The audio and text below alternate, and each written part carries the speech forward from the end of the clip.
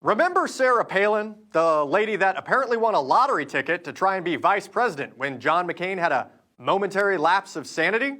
Well, she's back. In 2011, Palin's super PAC sent out this disturbing image, a map telling her violent and horrible supporters the names of some House Democrats who happened to vote for Obamacare, with the all-caps message, quote, "It's time to take a stand." The location of each member of Congress was marked with crosshairs on a map. And then she tweeted out this foreboding message, quote, "Common sense conservatives and lovers of America, don't retreat, instead reload. Please see my Facebook page," directing people to that map. One of the names on that list was Arizona Representative Gabby Gifford, who found herself in someone else's crosshairs, those of Jared Loughner, a white Tea Party terrorist who for years had hated Giffords because he didn't like her answer when she asked her an anti-government question at a town hall. That maniacal terrorist killed a 9-year-old and a district court judge, as well as 4 other Americans, though Representative Giffords miraculously survived gunshot wounds to her head.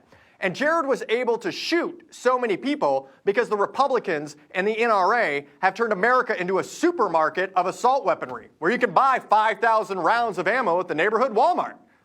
But I digress. Back to the tragedy known as Sarah Palin.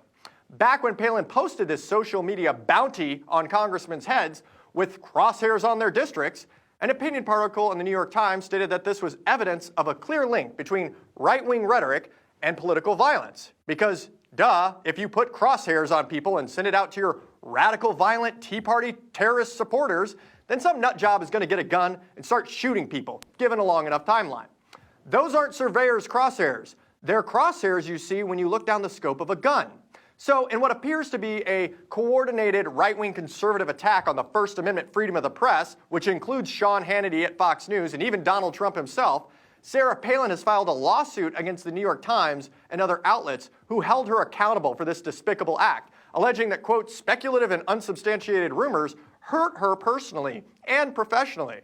Here's what her specious lawsuit states, quote, "Among other things, it led to the end of her position as a Fox News political commentator, influenced her decision not to run for president of the United States, and tainted her personally and professional image. It took Mrs. Palin years to overcome the detrimental impacts of the false speculation that she caused Loughner to commit murder."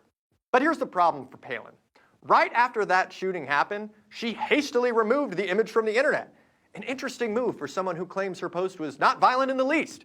I'm sure a jury of your peers will totally understand that the timing of that was purely coincidental. The New York Times is also partially to blame for this lawsuit, as they acquiesced to her demand for a correction instead of planting their feet firmly on the ground of journalistic integrity. But they may have covered their bases for this inevitable specious lawsuit from Palin claiming that she was libeled. And guess what she's asking for in damages? $75,000. Now, if this ruined your presidential aspirations and your ability to score another TV show parading around your trailer park pool of a family, surely it would be worth more than $75K. But that's what reveals the lie of this lawsuit. You see, the legal bills for her and for the New York Times will likely be more than the $75K that Palin is pursuing. So the lawsuit is designed to get them to settle. Palin, Trump, Hannity, and the rest of the right-wing deplorables will then use this settlement as a tacit admission that the big bag media is so unfair to conservatives. And then they get to play their favorite game. Oppressor plays the victim. Then, when they've drummed up enough contempt for the news media among their confederacy of dunces who are helping them pave the road to hell for our republic, they'll try to pass laws silencing the press and putting journalists in jail for speaking the truth. That's how authoritarianism works.